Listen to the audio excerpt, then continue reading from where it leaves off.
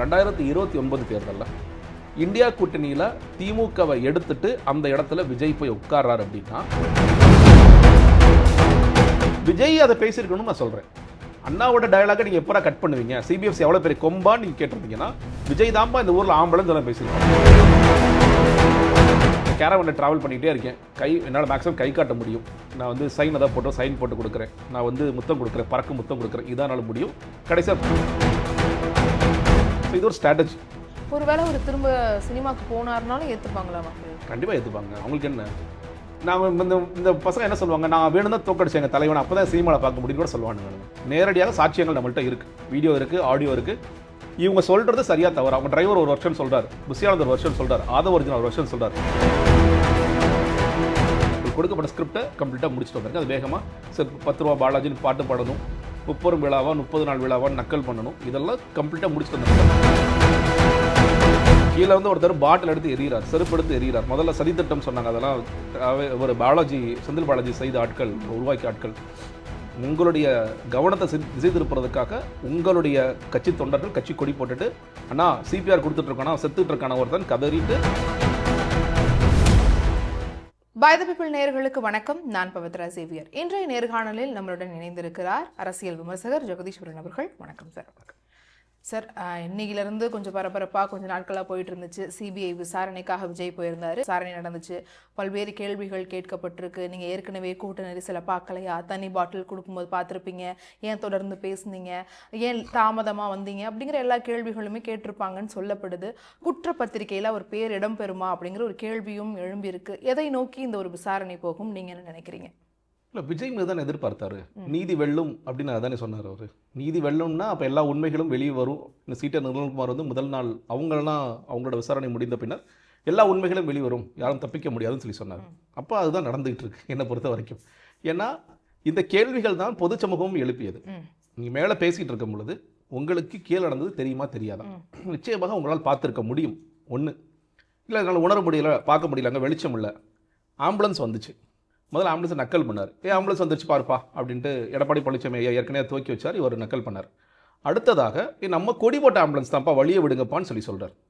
அதற்கு அடுத்தபடியாக கொஞ்சம் சீரியஸ்னஸ் அவருக்கு புரிய ஆரம்பிச்சிருக்கும். நம்ம கொடி போட்ட ஆம்புலன்ஸ் தான் வருது, வேறு ஆம்புலன்ஸ் வேணும்னா விடலை, ஆட்களை ஏற்றுறாங்கிறது அவருக்கு தெரியுது. அவருடைய பவுன்சர் மேலே ஓடி வரார். சார் க்ரௌட் பஸ்ட் ஹோகையா சார், அவர் ஹிந்தியில் சொல்கிறார். க்ரௌட் வெடிக்கிற நிலைமையில் இருக்குது சார், நம்ம சீக்கிரம் முடிக்கணும் சார். ஆதவ அர்ஜுனா வரார். சார் அஸ்மிதாங்கிற குழந்தை காணலையா, நீங்கள் கொஞ்சம் மைக்கில் சொல்லிடுங்க. அஸ்மிதாங்கிற குழந்தை காணலையா, அப்போ நண்பன் கண்டுபிடிச்சி ரொம்ப பென்சில் ரப்பர் காணுங்கிற மாதிரி ரொம்ப சாதாரணமாக ஹேண்டில் பண்ணுறாரு. அதுக்கு அடுத்தபடியாக ஆதவ அர்ஜுனா சார் ரேபிட் அப் சார், ரேபிட் அப் சார், ரேபிட் அப் சார்ங்கிறார். ரேப் பண்ணுங்க சார், பெரிய பிரச்சனை ஆகிட்டு இருக்குன்னு சொல்லி சொல்கிறார். என்னால் பார்த்தாலும் என்னால் உணர முடியவில்லை, காதால் கேட்டாலும் உணர முடியவில்லை அப்படின்னா என்ன மனிதர்னு எனக்கு விஜய் புரிஞ்சுக்க முடியல. கீழே வந்து ஒருத்தர் பாட்டில் எடுத்து எறிகிறார், செருப்பு எடுத்து எறிகிறார். முதல்ல சதித்திட்டம் சொன்னாங்க. அதெல்லாம் ஒரு பாலாஜி, செந்தில் பாலாஜி செய்த ஆட்கள், உருவாக்கிய ஆட்கள். உங்களுடைய கவனத்தை திசை திருப்புறதுக்காக உங்களுடைய கட்சி தொண்டர்கள் கட்சி கொடி போட்டுட்டு அண்ணா சிபிஆர் கொடுத்துட்டு இருக்கானா, செத்துட்டு இருக்கான ஒருத்தன் கதறிட்டு அவரை ட்ரை பண்ணுறான். அதையும் அவர் பார்க்க தெரியப்படுத்துறதுக்காக செய்யப்பட்ட செயல் அது. எதுவுமே தெரியாமல் அப்படி இருந்திருக்க முடியுமான்னு கேட்டிங்கன்னா இல்லை. நிச்சயமாக ஏதாவது ஒரு தருணத்தில் விஜய் கதை உணர்ந்திருப்பார். ஆனால் விஜயோட மைண்டில் என்ன, சார் ஸ்கிரிப்டை முடிச்சுட்டு வந்துருங்க சார், உங்களுக்கு கொடுக்கப்பட்ட ஸ்கிரிப்டை கம்ப்ளீட்டாக முடிச்சுட்டு வந்துருங்க. அது வேகமாக சரி 10 ரூபா பாலாஜின்னு பாட்டு பாடணும், 30 விழாவா 30 நாள் விழாவா நக்கல் பண்ணணும், இதெல்லாம் கம்ப்ளீட்டாக முடிச்சுட்டு வந்துருங்க சார். அதுதான் உங்களுடைய நோக்கம், குறிக்கோள். அது ஒரு விஷயம் என்ன கேட்டிங்கன்னா, இவங்களாம் இறந்துருவாங்க, இவ்வளோ மோசமான உயிரிழப்புகள் ஏற்படும்னு விஜய் உணராமல் இருந்திருக்கலாம். ஏன்னா யாருமே எதிர்பார்க்க மாட்டாங்க, எந்த ஒரு கட்சி அரசியல் எதிர்பார்த்துக்க மாட்டாங்க. ஆனால் மோசமான சம்பவங்கள் நடந்துகிட்டு இருக்கு, அசம்பாவிதம் ஏதாவது நடக்கிற மாதிரி இருக்குது அப்படிங்கிறத உணர்ந்த தலைவராக அந்த நேரத்தில் விஜய் செய்திருக்க வேண்டியது, நான் கூட்டத்தை கேன்சல் பண்ணுறேன், எல்லோரும் விலகி போங்க, வேண்டாம், ஏதோ ஒன்று மோசமாக நடந்துட்டு இருக்கு, என்னால் ஃபுல்லாக புரியாட்டி கூட ஏதோ நடந்துட்டு இருக்கு, ஆம்புலன்ஸுக்கு வழி விடுங்க, எல்லோரும் ஃப்ரீயாக விடுங்க, காற்ற விடுங்க. இதுதான் விஜய் செய்திருக்க வேண்டும். அதை செய்யாமல் விஜய் தொடர்ச்சியாக பேசிக்கொண்டே இருந்தார். முதல் நாள் விசாரணை பொங்கலுக்கு முன்னாடி நடந்துச்சு. இந்த விசாரணையில் பல கேள்விகள் கேட்கப்பட்டது. எல்லா கேள்விகளுக்கும் ரொம்ப தன்மையாக விஜய் பதிலளித்தார்னு சொல்லி சொன்னாங்க. அதற்கு பிறகு அவங்களே என்ன சொன்னாங்கன்னா, 2 கேள்வி, முக்கியமான கேள்வி. விஜய் ஏன் காலதாமதமாக வந்தார், முதல் கேள்வி கேட்கப்பட்டது. அந்த இடத்தை விட்டு ஏன் நீங்கள் போனீங்க, 2 ரொம்ப முக்கியமான கேள்வி. இந்த 2 கேள்விகளுக்கும் என்ன விஜய் பதில் சொன்னாருன்னு அன்னைக்கு மெயின் ஸ்ட்ரீம் மீடியா சொல்லாமல் மறைச்சிட்டாங்க. ஒன்று வந்து இந்த 2 கேள்விகளுக்கு பதில், அதை மெயின் ஸ்ட்ரீம் மீடியா எல்லாத்துக்கும் தன்மையாக பதில் சொன்னார், ரொம்ப வீரமாக பதில் சொன்னாருன்னு சொன்ன மெயின் ஸ்ட்ரீம் மீடியா அடுத்து விட்டுட்டாங்க. இன்னைக்கு கொஞ்சம் மெயின் ஸ்ட்ரீம் மீடியாவுமே கொஞ்சம் அவங்க இந்த மாதிரி நம்ம ரொம்ப முட்டு கொடுக்க முடியல, நம்ம மாறி தான் ஆகணும்னு ஒரு இடத்துக்கு நகர்றாங்களோ எனக்கு தோணுது. ஏன்னா நிறைய தொடர்ச்சியாக யூடியூப் சேனல்ஸ் நிறைய கேள்வியெல்லாம் கேட்டுக்கிட்டே இருக்காங்க. ஏங்க இவ்வளோ கேள்விகள் கேட்டாங்கன்னா எல்லா கேள்விக்கும் விஜய் எப்படிங்க பதில் சொல்ல முடியும்? சில கேள்விகளுக்கு அவர் சொல்லியிருக்க வேண்டிய பதில் என்பது எனக்கு எதுவுமே தெரியாதுங்க. என்னோட பொலிட்டிக்கல் ஸ்ட்ராட்டஜிஸ்ட் ஜான் ஆரோக்கியசாமி சொன்னார், நான் செஞ்சேன். அப்போ அவரை பற்றி கேள்விகள்லாம் வந்திருக்கும்ல அப்படின்ட்டு பல சந்தேகங்களையும் கேள்விகளையும் எழுப்பிய பிறகு இன்றைக்கி மெயின் ஸ்ட்ரீம் மீடியாவும் இந்த கேள்விகளை எழுப்ப ஆரம்பிச்சிருக்கிறாங்க. குற்றப்பத்திரிகை வரைக்கும் தாக்கல் செய்யக்கூடிய வாய்ப்புகள் இருக்குது. இந்த கேள்விகள்லாம் ரொம்ப முக்கியமான கேள்விகள். விஜய்க்கு எந்த தருணத்தில் எது நடந்தது தெரியுமா தெரியாதா போன்ற முக்கியமான கேள்விகள் எழுப்பியிருக்காங்க. விஜய் வந்து இன்றைக்கி கொஞ்சம் திணறக்கூடிய நிலைமையில் இருக்கிறார் அப்படிங்கிறதெல்லாம் சில உண்மைகளை இந்த மெயின் ஸ்ட்ரீம் மீடியாவும் இன்றைக்கி பேச ஆரம்பிச்சிருக்காங்க. அப்படிங்கிறத மாற்றமே தவிர அன்றும் இன்றும் விஜயிடம் கேட்கப்பட்ட கேள்விகள் எல்லாமே வந்து நியாயமான கேள்விகள், அவரை திணறக்கூடிய கேள்விகள் தான். இதில் வந்து அரசியல் இருக்கான நிச்சயமாக இருக்குது. நீங்கள் வந்து இந்த சம்பவத்திற்கு 7 மணி நேரம் தொடர்ச்சியாக 2-3 தினங்கள் விசாரிக்கப்படணுமா? தேவையில்லை. ஆனால் விசாரிக்கிறாங்க அப்படின்னா அதில் சில அரசியல் இது இருக்குது. ஆனால் இன்னொரு பக்கம் உங்களோட நிர்வாகிகள் 3 நாள் கிரில் பண்ணியிருக்காங்க. யாதவ் அர்ஜுனா, சிடிஆர் நிர்மல்குமார், அப்புறம் புசி ஆனந்த் டிசம்பர் 29, 30, 31 கிரில் பண்ணியிருக்காங்க. அப்போ அவங்க சில விஷயங்களை சொல்லியிருப்பாங்க. உங்களோட ஓட்டுநர் சில விஷயங்களை சொல்லியிருப்பார். உங்களோட வீடியோ எவிடன்ஸ் வண்டிக்குள்ளே இருந்தது, வண்டிக்கு வெளியே இருந்தது. இதையெல்லாம் அடிப்படையாக வைத்து கேள்வி கேட்டிருப்பாங்க. அது மட்டும் இல்லாமல் முதல்வர் விசாரணை விஜய் சொன்னதாக காவல்துறை எனக்கு சரியான பாதுகாப்பு கொடுக்கல அப்படிங்கிறத சொன்னார். எப்படி நீங்கள் உணர்ந்தீங்க? எனக்கு அது உணரலை. என்னை பார்க்க வந்த மக்கள், இந்த ஆறுதலுக்காக பார்க்க வந்த மக்கள் அந்த மாதிரி சொன்னாங்க அப்படின்னு சொல்லி சொன்னார். அப்போ சொன்னாங்கன்னா அந்த கேள்விகளை அன்னைக்கு ஆஜரான டேவிட்சன் ஆசீர்வாதம் அவர்களிடமும் ஜோஸ் நிர்மல்குமார்ட்டை கேட்டிருப்பாங்களா இல்லையா? சார் நீங்கள் பாதுகாப்பு கொடுத்தீங்களா? கொடுத்தவங்க. நீங்கள் கொடுக்கலன்னு சொல்லி விஜய் ஃபீல் பண்ணுறாரு, என்ன நினைக்கிறீங்கன்னு சொல்லி கேட்டிருப்பாங்கல்ல. அதற்கு சில பதில்களை அவங்க சொல்லியிருப்பாங்க. அப்போ அதற்கு சில கேள்விகளை மறுபடியும் விஜய் கேட்கணும்ல. ஸோ இது மாதிரி தான் இன்றைக்கி இந்த விசாரணை போயிருக்கும். ஒட்டுமொத்தமாக விஜயிடம் கேட்க வேண்டிய ரொம்ப நியாயமான கேள்விகளை கேட்டிருப்பார்கள். அரசியலும் இருக்கும், பட் நியாயமான கேள்விகள் என்று இருந்திருக்கும். அந்த எல்லா கேள்விகளுக்கும் விஜயால் பதில் சொல்ல முடியாது. ஏன்னா இப்போ சதிக்கோட்பாடு, சதித்திட்டம், திமுக பண்ணிட்டாங்க, ஆளுங்கட்சி வேணும், அழுத்தம் கொடுத்துட்டாங்கிற கதைகள் எல்லாமே நீங்கள் சும்மா டிபேட்ஸில் பேசலாம், மக்கள்கிட்ட அந்த பொய்களை பேசலாம். நீதிமன்றத்திலேயோ சிபிஐ விசாரணையிலையோ அந்த மாதிரி கதைகளை நீங்கள் அளந்து விட முடியாது. அதனால் விஜய் வந்து மாட்டிக்குவாங்கன்னு நினைக்கிறேன். ஆனால் இப்போ சிபிஐ வந்து பாஜகவோட ஒரு கைக்குள்ளியாக வேலை பார்க்குறாங்க. அவங்க வேணும்னே இவருக்கு அழுத்தம் கொடுக்குறாங்க. என்டிஏல இவரை சேர்க்கறதுக்கான வேலையாக தான் இந்த சிபிஐ விசாரணை நீண்டுக்கிட்டே போகுது. அவங்க மேலே எந்த குற்றமும் கிடையாதுன்னு அவரோட ஆதரவாளர்கள் ஒரு அதான் நான் சொல்கிறேன். அரசியல் இருக்குது. நீங்கள் வந்து இந்த விசாரணையை நியாயப்படி ஒரு 2 மணி நேரம் 3 மணி நேரத்தில் முடிக்கிறதுக்கான வாய்ப்புகளும் இருக்குது. 7 மணி நேரம் ப்ரெஷர் டாக்டிக்ஸ் தான். 7 மணி, ஏன்னா இது வந்து ஊழல் வழக்கு இல்லை. நீங்கள் வந்து ரொம்ப நேரமாக சில பதிலே சொல்ல மாட்டாங்க. இப்போ ஒரு ஊழல் செய்த உட்கார வச்சுருக்கீங்க. சார் இந்த டிரான்சாக்ஷன் நீங்கள் பண்ணீங்களா? எனக்கு தெரியாது. சார் இது நீங்கள் ஒட்ட பினாமியாக செயல்பட்டாரா? எனக்கு தெரியாது. சார் இந்த சொத்தை வந்து ஒய்ஃப் பேரில் வாங்கிருக்கீங்களா? எனக்கு தெரியாது. இப்படி சொல்லிகிட்டே இருப்பாங்க. ரொம்ப ப்ரெஷர் பண்ணி ஒரு இடத்துல பட்ஜ் ஆவார்.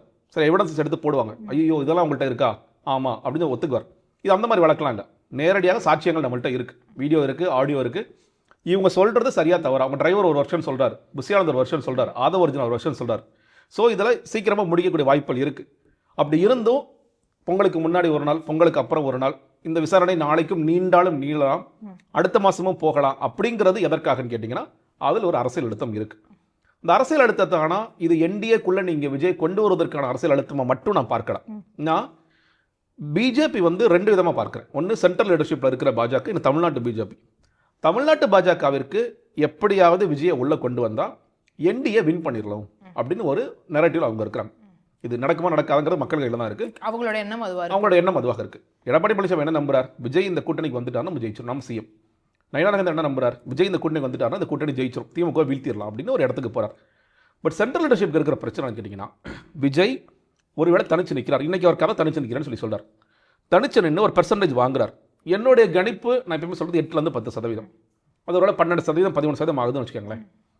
அதை பயன்படுத்தி 2029 தேர்தலில் இந்தியா கூட்டணியில் திமுகவை எடுத்துட்டு அந்த இடத்துல விஜய் போய் உட்கார்றார் அப்படின்னா இது காங்கிரஸை பலப்படுத்தும் வேலையாக மாறிவிடும். இல்லை காங்கிரஸ்க்கு ஒரு பார்கெனிங்கே போகிறாங்க. இன்றைக்கே பார்கெனிங்க்கு நிறைய விஷயங்கள் ட்ரை பண்ணுறாங்க. கடைசியாக பேரத்தை கூட்டுறதுக்கான வேலை மட்டும்தான் நடக்கும் இந்த தேர்தலை பொறுத்த வரைக்கும். திமுக கூட்டணி விட்டு போக மாட்டாங்க. அது பிரவீன் சக்கரவர்த்தி சொன்னாலும் சரி, மாணிக் தாக்கூர் சொன்னாலும் சரி, சுதா சொன்னாலும் சரி, அவங்க ஜோதிமணி சொன்னாலும் சரி, இது நடக்காது. ஆனால் 2029க்கு விஜய்கிட்ட போய் விஜய் பயன்படுத்திக்கிட்டு எங்களுக்கு ஒரு 20 சீட்டு கொடுங்க அப்படின்னு கேட்டாலும் கேட்கலாம் காங்கிரஸ்.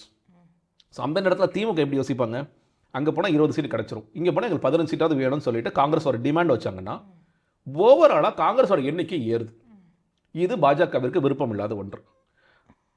பாஜகவோட எப்பொழுதும் தொடர் நிலைப்பாடு காங்கிரஸ் முக்து பாரத். காங்கிரஸே இல்லாத பாரதத்தை நாங்கள் உருவாக்குவோம். எல்லா இடத்துலையும் அது என்ன பண்ணியாவது காங்கிரஸோட எம்எல்ஏஸே கூட பர்ச்சேஸ் பண்ணுவோம், காங்கிரஸ் கட்சியை கூட பர்ச்சேஸ் பண்ணுவோம், காங்கிரஸை காலி பண்ணுவோம், எலக்ட்ரலாக காலி பண்ணுவோம், ஐடியாலஜிக்கலாக காலி பண்ணுவோம் அப்படிங்கிறது அவங்களோட எண்ணமாக இருக்கிறது. அப்படி இருக்கும் பொழுது விஜய்ங்கிற ஒரு ஃபோர்ஸ், நீ வந்து ஆன்டி மோடி ஆன்டி பிஜேபி பேசுகின்ற ஃபோர்ஸ் வந்து ராகுல் காந்திக்கு ஆதரவாகவும் நீங்கள் வந்து காங்கிரஸ்க்கு ஆதரவாகவும் செயல்படுற மாதிரி ஒரு தன்மை அவங்களுக்கு தெரியுது. அப்போ அந்த ஃபோர்ஸ் வளரக்கூடாது. அப்போ அதை அடிக்கிறதுக்கான ஆயுதங்களாக சிபிஐ, சிபிஎஃப்சி இதெல்லாம் பயன்படுத்துங்க அப்படிங்கிறது அவங்களோட நோக்கம். இதை புரியாத இங்கே இருக்கிற லீடர்ஷிப் என்ன சொல்ல நினைக்கிறாங்க, இப்போ தமிழிசை சவுந்தரராஜனும் மற்றவர்களும் விஜய் இது உள்ளே வந்துருங்க, நாங்கள் எதுவுமே இல்லாமல் பார்த்துக்குறோம், இந்த ப்ரெஷர்லாம் எதுவும் இல்லாமல் பார்த்துக்குறோம், சிபிஐ இல்லாமல் சிபிஎஃப்சி நீங்கள் ஓகேன்னு இன்றைக்கி சொல்லுங்கள், நாளைக்கு படம் ரிலீஸ் ஆகிடும், நாளைக்கு கோர்ட்டில் வந்து பெருசாக நடக்காது, கோர்ட் ரிலீஸ் ஆகிடும். சிபிஐ விசாரணையும் ஒரு மாதிரி மூடி ஸ்டாம்பீட் வழக்கெல்லாம் யாருக்குங்க குற்றவாளின்னு சொல்லியிருக்கோம், அதெல்லாம் ஒன்றும் கிடையாதுங்க, இந்த மாதிரிலாம் நீங்கள் இனிமேல் கொஞ்சம் பொறுப்பாக நடந்துக்குங்க அப்படி சொல்லி முடிச்சு விட்ருவோம். ஏதாவது ஒன்று பண்ணுறதுக்கான வேலைகள் நடக்கும். பட் ஆனால் மோடி இல்லை அமித்ஷா இல்லை சென்ட்ரல் லீடர்ஷிப்க்கு இருக்கிற ஒரு பிரச்சனை, இதன் மூலியமாக காங்கிரஸ் வளர்ந்து விடக்கூடாது. இன்னொன்று, காங்கிரஸ் ஒரு நெருக்கம் காட்ட காட்ட விஜய்க்கான ஆபத்து பெருகிட்டே இருக்கும். நிச்சயமாக நடக்கும். என்ன காரணம் சார்? அது சொல்லல அவங்க ஏன்னா காங்கிரஸ் நெருக்கம் காட்ட காட்ட விஜய் வந்து அவன் வளர்க்குற முயற்சி, விஜய் வந்து காங்கிரஸை வளர்க்க முயற்சி பண்ணுற மாதிரி ஆகிடும். இப்போது நான் இப்படியே சொல்கிறேனே, 26ஆம் தேதி இந்த வழக்கு மறுபடியும் ஜனநாயகன் வழக்கு வருது. ஒருவேளை ரிலீஃப் கிடச்சிருக்கலாம். ஆனால் இப்போ ராகுல் காந்தி ட்வீட் போட்டார், சிபிஎஃப்சிக்காக ஒரு கண்டனம் தெரிவித்து ஜனநாயகனுக்கு அதெல்லாம் ட்வீட் பண்ணார்.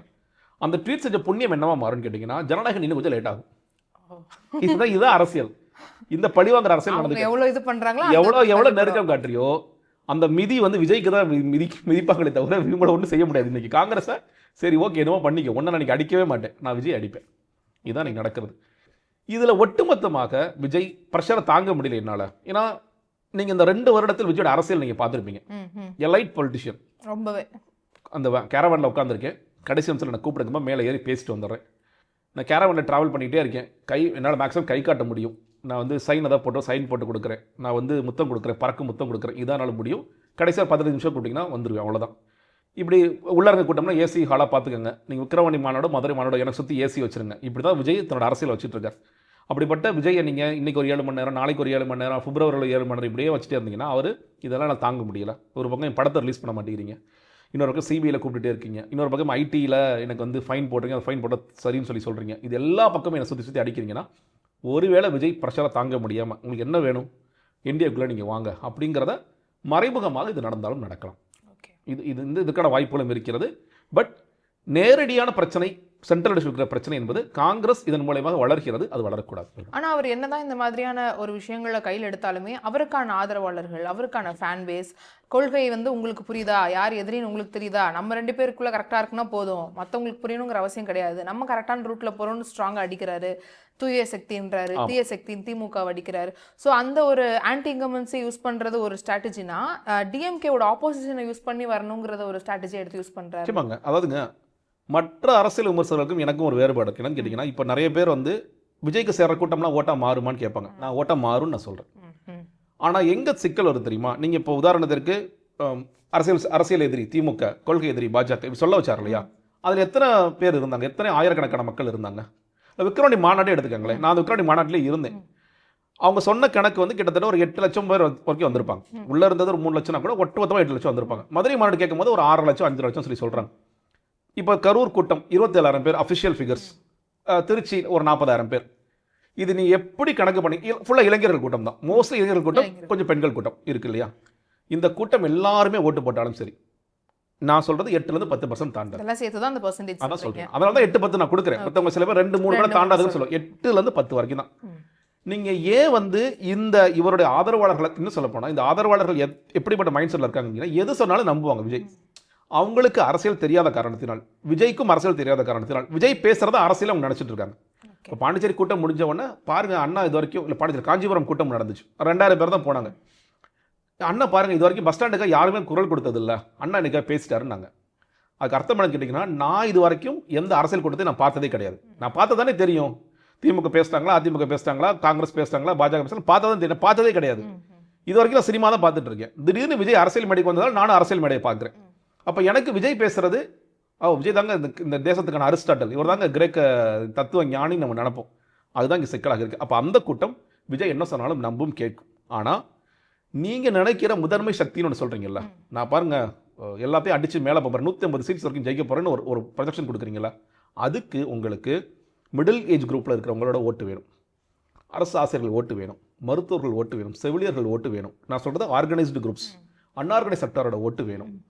மாணவர்கள் ஓட்டு மட்டும் பத்தாது. இளைஞர்கள் பர்சன்டேஜ்லையுமே நீங்கள் பார்த்தீங்கன்னா மிஞ்சி பண்ண 40% தான் வரும். ஏன்னா அதில் திமுக இளைஞர் இருக்கார், பாஜக இளைஞர் இருக்கார், காங்கிரஸ் இளைஞர் இருக்கார். பெண்கள் வாக்குகளும் ஒட்டுமொத்தமாக எல்லாம் வந்துருமா, வராது. நீங்கள் வந்து மகளிர் விடியல் பயணம் போகிறவங்க இருக்கிறாங்க, மகளிர் உரிமை தொகை வாங்குறவங்க இருக்கிறாங்க, புதுமை பெண் திட்டத்தால் பயனாளிகள் இருக்காங்க. இது நிறைய செக்டார்ஸ் இருக்காங்க. அப்படி இருக்கும்பொழுது இந்த செக்டாரை கவர் பண்ணுறதுக்கு விஜய் என்ன பேசினார்? இப்போ நம்ம மறுபடியும் களத்தில் விஜய் எங்கே இருக்காருன்னு கேட்கறதுக்கான கேள்விகள் நல்ல உதாரணத்தோடு சொல்கிறீங்க. நீங்கள் வந்து டிசம்பர் மாத இறுதியில் தமிழ்நாடே போர்க்களமாக இருந்துச்சு. போராடாத செக்டாரே கிடையாது. பகுதி நேர ஆசிரியர்கள் போராடிட்டு இருந்தாங்க, அரசு ஊழியர்கள் போராடிட்டு இருக்காங்க, மின்சார வாரிய ஊழியர்கள் போராடிட்டு இருக்காங்க, செவிலியர்கள் போராடுறாங்க, மருத்துவர்கள் போராடுறாங்க, தூய்மை பணியாளர்கள் போராடுறாங்க. இப்போ போராடுற ஒவ்வொரு குரூப்பையும் விஜய் பார்த்து கவலைப்படாதீங்க, நான் வந்தால் செஞ்சு கொடுப்பேன் அப்படின்னு ஒரே ஒரு ஸ்டேட்மெண்ட் பண்ணியிருந்தாருன்னா விஜய் நிற்கிறாருப்பா. ஏன்னா அவங்க இயல்பாக விஜய் நிற்பாருன்னு ஒரு நம்பிக்கையில் இருக்காங்க. இதெல்லாம் நின்றுருந்தாருன்னா பரவாயில்ல. விவசாயிகளுக்காக விஜய் என்ன செஞ்சிருக்கார்? வணிகர்களுக்காக விஜய் என்ன செஞ்சிருக்கார்?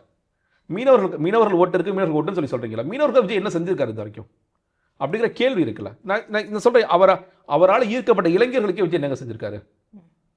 திமுக கல்வி கண் ரத்துன்னு ஒன்று சொன்னாங்கல்ல, அது செஞ்சாங்களா? செய்யலை. இல்லை. விஜய் என்ன சொல்லணும்? கல்வி கண் ரத்துன்னு சொல்லி மாணவர்களை நீங்கள் ஏமாத்துறீங்களேன்னு விஜய் கேள்வி கேட்டாருன்னா பரவாயில்ல, என் தலைவன் கரெக்டாக இருக்கான். ஓகே. நிறைய டிரைவர்ஸ் நான் பேசுகிறேன். டிரைவர்ஸ் வந்து விஜய்க்கு ஓட்டு போடுவோம். இன்னைக்கு வந்து இந்த ஆப் பேஸ்டு இதெல்லாம் எவ்வளோ சிக்கல் இருக்குன்னு நமக்கு எல்லாத்துக்கும் தெரியும். அதுக்காக விஜய் எனக்கு அது பேசியிருக்காரா? ஸோ இதெல்லாம் நீங்கள் பேசுனீங்கன்னா தான் அந்த மக்கள் ஓகே பரவாயில்ல விஜய் நமக்காக பேசுகிறார், ஏதாவது செய்வார் நம்பி ஓட்டு போடுவாங்க.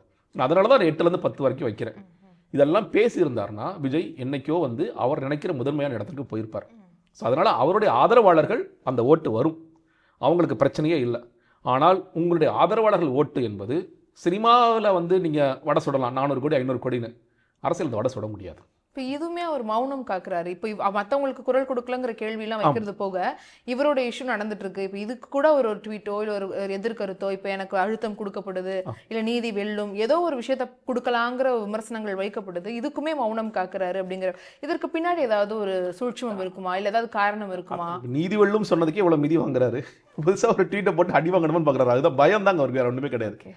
நீங்கள் அதை பார்த்தா களத்துல இறங்க முடியுமா? அவர் ஒரு இறங்க முடியாது. அதான் சொல்றேன். அதனாலதான் இப்போ நீங்க என்டிஏ பிரஷருக்கு நான் ஈல்ட் ஆகுவாருன்னு ஏன் சொல்றேன்னா, ஆகக்கூடிய வாய்ப்பு இருக்குன்னு ஏன் சொல்றேன்னா, நீங்க பயந்தாங்கொழியா இருக்காரு விஜய். நீங்க நல்லா யோசிச்சு பாருங்க. விஜய் என்ன சொல்றாரு? என்னோட கடைசி படம் கரெக்டா ஜனநாயகன். நான் உண்மை சொல்றேன், அவர் பொய் அது, அவர் படத்தை நடிக்க தான் போறார். பட் சார் அவரோட வார்த்தைக்காக நான் வர்றேன். உங்க கடைசி படம் கேரியர் உச்சத்தை விட்டுட்டு நான் வர்றேன், இந்த மக்களுக்காக நான் எதுவுமே செஞ்சதில்லை, நான் செய்யறேன், 30 வருஷம் எங்களுக்காக நீங்க நின்னீங்க, நான் உங்க வீட்டில் வந்து நிற்கிறேன்னு சொல்லி டயலாக்லாம் பேசுறீங்கல்ல. கரியர் உச்சத்தை விட்டுட்டு வர்றதுக்கு இனிமேல் சினிமாவில் தொடர போறாத உங்களுக்கு சினிமா பற்றி பேசுறதுல என்ன தயக்கம் இருக்க போகுது? கரெக்டா? என்னைக்கு வந்து படம் வந்தாலும் இந்த ரசிகர்கள் ஓட வச்சிருவாங்க, வசூல்லாம் கொடுத்துட போகிறாங்கல்ல. என்னைக்கு ரிலீஸ் ஆனாலும் சரி நான் லீவ் போட்டு கூட போய் பார்ப்பேன் அப்படிங்கிற குரூப் இருக்குல்ல. நீங்கள் ப்ரொடக்ஷன் கம்பெனிக்கு ஒரு பிரச்சனை இருக்கலாம், நான் தொடர்ச்சி நிறைய படம் எடுக்கணுங்க, ஐடி ரேடெல்லாம் அடிப்பாங்க, தேவையில்லாத வேலை. ஹெச்வினோதுக்கு ஒரு பிரச்சனை இருக்கலாம், அதில் வேலை பார்த்த டெக்னீஷியன்ஸ்க்குலாம் பிரச்சனை இருக்கலாம், நடிகர்கள் பிரச்சனை இருக்கலாம். விஜய்க்கு என்ன பிரச்சனை? நான் விஜய் ஜனநாயகன் மட்டும் இல்லைங்க, பராசக்தி பற்றியே விஜய் பேசியிருக்கணும்னு நான் நினைக்கிறேன். எங்கள் அறிஞர் அண்ணாவை தானேங்க இவர் வந்து ஆதர்சன தலைவராக ஏற்கிறாரு. அண்ணா எம்ஜிஆர் வரலாறு திரும்பிக்கிறது, 67 வரலாறு 77 வரலாறு எல்லா மேடையிலையும் போய் பேசுகிறார் இல்லையா. அந்த அறிஞர் அண்ணாவுடைய வசனத்தை அந்த படத்தில் கட் பண்ணிட்டாங்க. என்னை பொறுத்த வரைக்கும் பராசக்தியே அவங்க ஃபைட் பண்ணி கோர்ட்டுக்கு போயிருக்கணும், கமர்ஷியல் காரணங்களுக்காக ரிலீஸ் பண்ணிட்டாங்க. விஜய் அதை பேசியிருக்கணும்னு நான் சொல்கிறேன். அண்ணாவோட டயலாகை நீங்கள் எப்போ கட் பண்ணுவீங்க? சிபிஎஃப்சி எவ்வளோ பெரிய கொம்பான்னு நீங்கள் கேட்டிருந்தீங்கன்னா விஜய் தாம்பா இந்த ஊரில் ஆம்பளன்னு சொல்ல பேசியிருப்பாங்க. எவ்வளோ பேர் அரசியல் தலைவராக இருந்துருக்கா, நான் தப்பான அர்த்தத்தில் சொல்ல, எவ்வளோ பேர் அரசியல் தலைவராக விஜய் மிளறார் அப்படின்னு சொல்லி பேசியிருப்பாங்க. ஆனால் உங்கள் சொந்த படத்துக்கே நீங்கள் பேசாமல் இருக்கீங்க. அப்போ உங்கள் பயத்தை தவிர வேறு என்னவா இருக்க முடியும்? இல்லை ப்ரொடக்ஷன் இப்படி சொல்லிட்டாங்களா, இல்லை சார் நீங்கள் பேசக்கூடாது, அப்பெல்லாம் கிடையாது. அப்படி பார்த்துருந்தாலும் அந்த படமே எடுத்துருக்க வேணாம் சார், நீங்கள் ஒரு அரசியல் கட்சிக்கு போயிட்டீங்க சார், உங்களை வச்சு படம் எடுக்க முடியாது சார் அப்படின்னு சொல்லி நிராகரிச்சுட்டு போயிருப்பாங்க. அப்போது உங்களுக்கு சரியான நல்ல தருணம் வந்தது, அந்த தருணம் எதையுமே நீங்கள் பயன்படுத்தாமல் இருந்துட்டு இருக்கீங்க. ஆனால் அதே நேரத்தில் உங்களோட ரசிகர்கள் என்ன பேசுகிறாங்க? எங்கள் அண்ணனுக்காக யாருமே பேசலை, ஃபஸ்ட்டு ஆரம்பித்தாங்க. அதுக்கப்புறம் ஜெயம் ரவி, பராசக்தியில் நினச்சி ஜெயம் ரவி பேசுகிறார். நீங்கள் வந்து அந்த சாந்தனு, சிபிராஜ், ஆக்ட்ரஸ் சனம் ஷெட்டி, சில டேரக்டர்ஸ், கார்த்திக் சுப்ராஜ், இதெல்லாம் அவங்களாம் பேசுனாங்கல்ல. உச்சபட்சமாக இந்த நாட்டோட எதிர்கட்சியில் ராகுல் காந்தி உங்களுக்காக பேசுகிறார். இப்போ சிஎம் ஸ்டாலின் ட்வீட்டை கூட எப்படி பார்க்கலாம்னா பொதுவான ட்வீட் கூட வச்சுக்கலாம், விட்டுருங்க, அது பராசக்தியோ இல்லை ஜனநாயகன் ஏதோ ஒன்று. இவர் ராகுல் காந்தி ரொம்ப ஸ்பெசிஃபிக்காக ஜனநாயகன் போட்டு அடிக்கிறார். நீங்கள் அவருக்கு என்னங்க நீங்கள் நான் பேசலைங்க, எனக்காக ஒருத்தர் நிற்கிறார்ல, ஆனால் நன்றிங்கன்னு சொல்லுவேன்னா சொல்ல மாட்டேன். அட்லீஸ்ட் மறைமுகமாவது ஃபோன் பண்ணி அட்லீஸ்ட் அந்த செய்தி லீக் ஆகும்ல. விஜய் வந்து ராகுல் காந்தி பேசி நன்றி தெரிவித்தார், அது கூட லீக் ஆகலையே. அப்ப என்ன பயம் உங்களுக்கு நான் கேட்கிறேன். உங்களுக்கே நிற்காத நீங்க அடுத்த வீட்டில் போய் எப்படி நிற்பீங்க? நீங்க உங்க சொந்த படத்திற்கு உங்க சொந்த பிரச்சனைக்கே நீங்க நிற்க தயாரா இல்லை. இது நின்று விளையாண்டுருக்கிற இடம் இல்லையா? நீங்க சிபிஐ குரூப் உள்ள போறதுக்குள்ள ஆமா சிபிஐ பழி வாங்குறாங்க அப்படின்னு சொல்றது என்ன பிரச்சனை உங்களுக்கு? ஆமா நீதி வெல்லும் நான் போட்டேன், நியாயமான விசாரணை இருக்கும்னு நினைச்சேன். 7 மணி நேரம் என்ன விசாரிக்கிறதுக்கு என்ன இருக்கு? அரசியல்வாதி அப்படி தானே பேசுவான். இப்போ இதே சுச்சுவேஷனுங்க. நீங்க வேற எந்த கட்சி அரசியல்வாதி வேணாலும் பேசுங்க, என்ன டயலாக் அடிச்சிருப்பாங்க? தர்மத்தின் வாழ்வுதனை சூதகவும் தர்மமே மறுபடி வெல்லும். இதை அடிச்சிருப்பாங்களா? அடிக்க மாட்டாங்களா?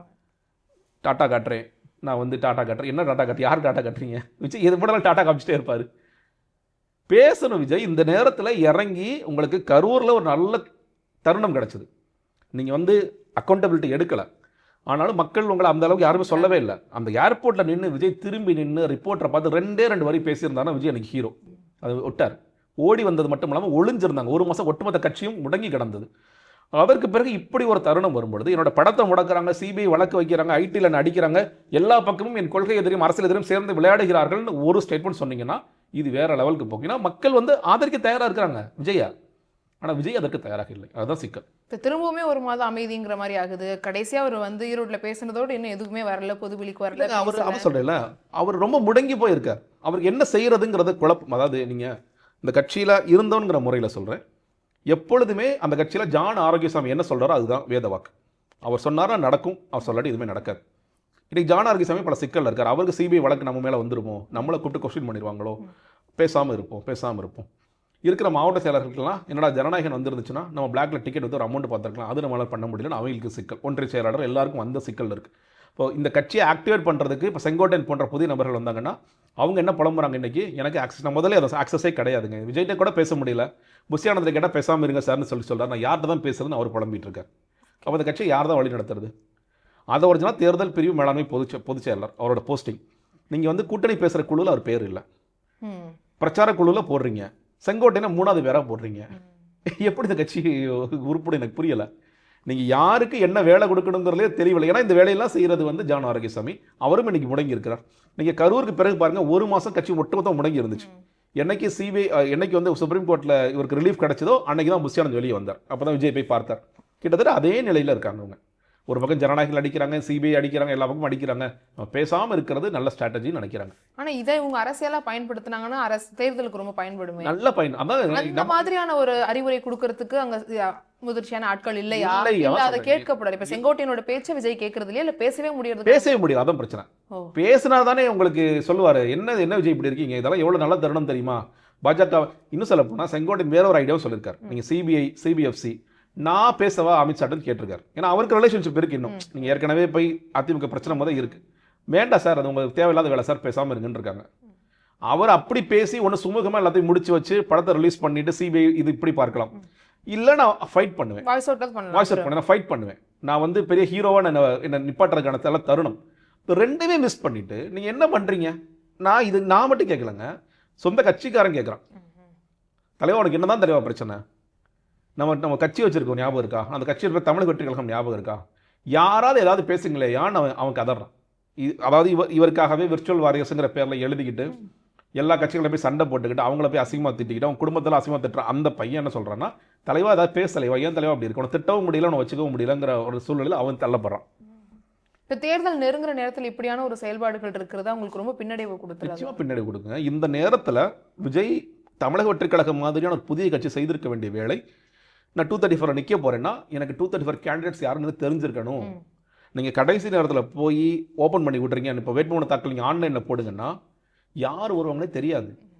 ஒரு கொலகாரன் வந்து நிற்பான், சொல்லவே மாட்டான். கடைசியில் வந்து மீடியா தோண்டி எடுக்கும் போது அவர் மேல் 2 குற்ற வழக்குகள், கொலை வழக்குகள் இருக்கான்னு சொல்லி, அப்போ என்ன பண்ணுவார் விஜய்?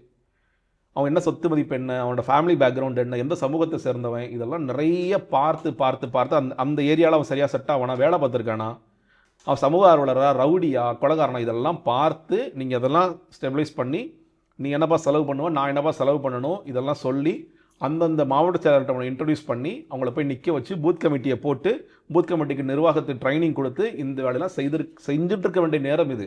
இதெல்லாம் செய்யாம தான் இருக்காங்களா? எதுவுமே செய்யலங்க அவங்க. தாவேக்கு ஆதரவாளர்கள் பேட்டியில சொல்லும்போது வேலைகள்லாம் சரியா நடக்குது, தலைவர் மட்டும் தான் அந்த வேலையில இருக்காரு, கட்சி எந்த வேலைகள் நடக்குது சொல்லுங்க.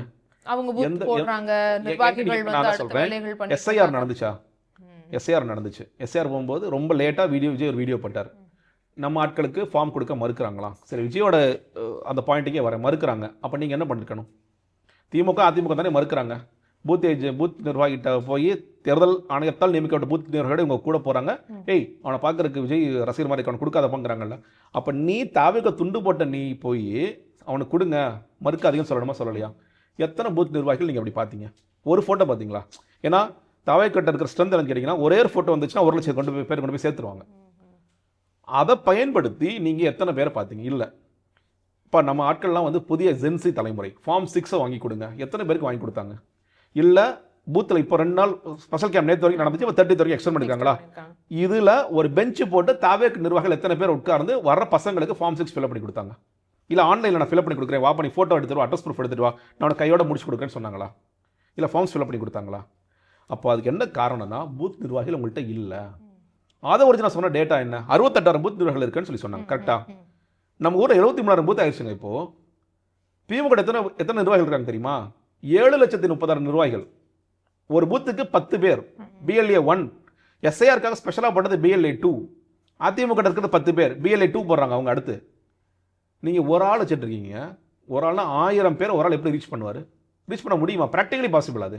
அவன் என்ன சொல்ல, ரீச் பண்ணிட்டேன்னு ஃபோனில் வச்சுருவான், ட்விட்டர்லேயே போட்டுருவான் எல்லாத்தையும். ஐயோ ரீச் 1000 people டுடேன்னு சொல்லி முடிச்சிருவான். அப்போ உங்கள்கிட்ட கட்டமைப்பு இல்லை. அவள் பூத் நிர்வாகிகளாக உண்மையிலே இருந்திருந்தாங்கன்னா இந்த பிரச்சனை இல்லை. இதெல்லாம் நீங்கள் இந்த நேரம் தேர்வு செஞ்சு அந்த பூத் நிர்வாகிகளுக்கு நீங்கள் ட்ரைனிங் கொடுத்து, இவர் தான் உங்கள் கேண்டிடேட்டாக வரக்கூடிய வாய்ப்பு இருக்குது, இவரை நீ வந்து இவருக்கு தான் நீ கேம்பெயின் பண்ண போகிறேன்னு சொல்லியிருக்கணும். உதாரணத்துக்கு சீமான் எல்லா தொகுதியிலையும் ஆட்கள் அறிவிச்சிட்டாரா இல்லையா? ஜெயிக்கிறாங்க, ஜெயிக்கலை, அவங்க பிரச்சாரம். ஆனால் என்ற 234 ஆட்கள் இருக்கிறாங்க. 117 பெண்கள், 117 ஆண்கள். இவங்களுக்கு ஒர்க் பண்ண போகிற டீம் இந்த டீம் ஐடி இருக்குது, நீங்கள் வந்து மாவட்ட கட்டமைப்பு இருக்குது, ஒன்றிய கட்டமைப்பு இருக்குது, ஏதோ ஒரு கட்டமைப்பு என்னால் முடிஞ்ச கட்டமைப்பு பண்ணுறது. பூத் நிர்வாகி சில பேர் என்னால் போட முடியும். அது ஸ்ட்ரக்சர் பக்காவாக பண்ணி வச்சிருக்காரா? சீமான் புதுசாக போய் ஆள் பிடிக்க வேண்டிய அவசியம் இல்லை. ஆனால் தாவேக்கெல்லாம் ஆள் பிடிக்க வேண்டிய அவசியம் இருக்குது. ஆளை எங்கேருந்து பிடிச்சிட்டு வருவீங்க? நீங்கள் பிடிச்சிட்டு வர ஆள் உண்மையிலேயே கட்சிக்காக வேலை செய்ய வருவானா? இல்லை இப்போ வந்து புஷியானந்த இந்த சீட்டெல்லாம் சேல் பண்ணுறேன் 2 கோடி ரூபா, நானே போகிறேன் 2 கோடி ரூபா கொடுத்தா புஷியானந்த சீட்டு கொடுத்துருவாரு.